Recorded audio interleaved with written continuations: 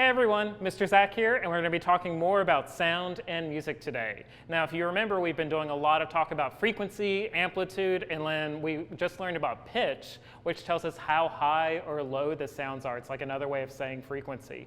And pitch has everything to do with music. Certain instruments have natural higher pitches, like small flutes, and then certain instruments, like the big tuba, have naturally lower pitches. Now, say you're a composer, and a composer is a writer of music. Their whole job is to kind of write down different kind of sounds on the page so that the musicians can play them.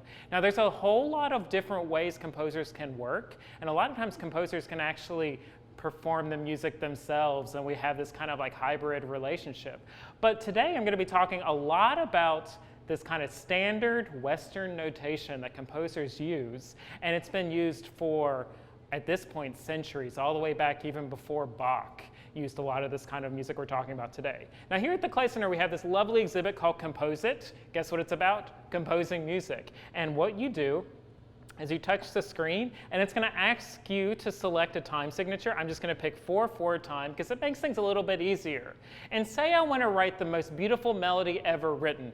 I'm going to start by thinking it in my head first a lot of times. And I'm like,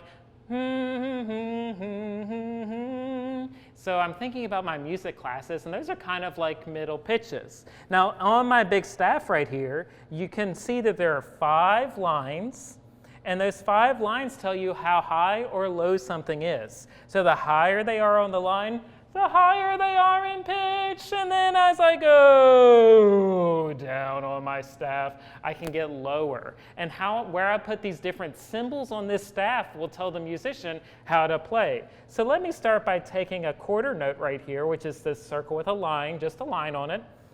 And I'm going to try it, I don't know where I want to put it. Let's put it right here on the A, right there. So I just added the note A to my measure. And now let's go down a little bit. Maybe I think da-na-na. I go da-na-na, A, G. Ooh, I'm really off of my pitch. Excuse my singing. Da, dun, dun. That's a pretty cool melody. Da-na-na-na, dun, dun. I think it needs another note.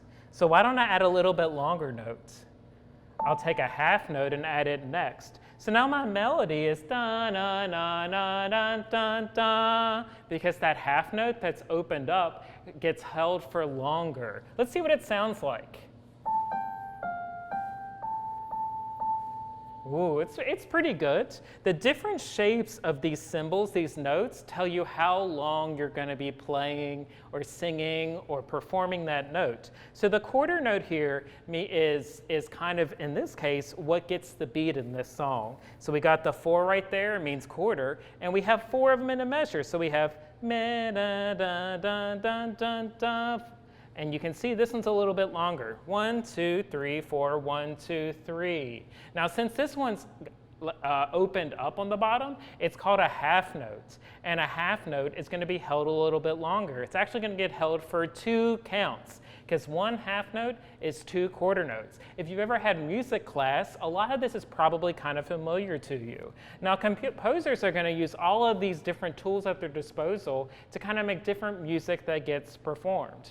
Now we have an activity sheet for you to do at home, where you can write down all the music you want to write. You'll have your own musical stave right here, and then you'll have a kind of key that shows you the different types of notes that you can drag in, and also just a little bit of a reminder about what these different lines and spaces mean. I didn't talk about it very much today, but the activity sheet really goes into that a whole lot more. We have the different spaces or different notes, and the different lines also tell you different notes. Anyway, we can't wait to have you back here at the Clay Center writing music using all of our different software and instruments in the music studio, and we hope to see you guys soon. Bye, everyone.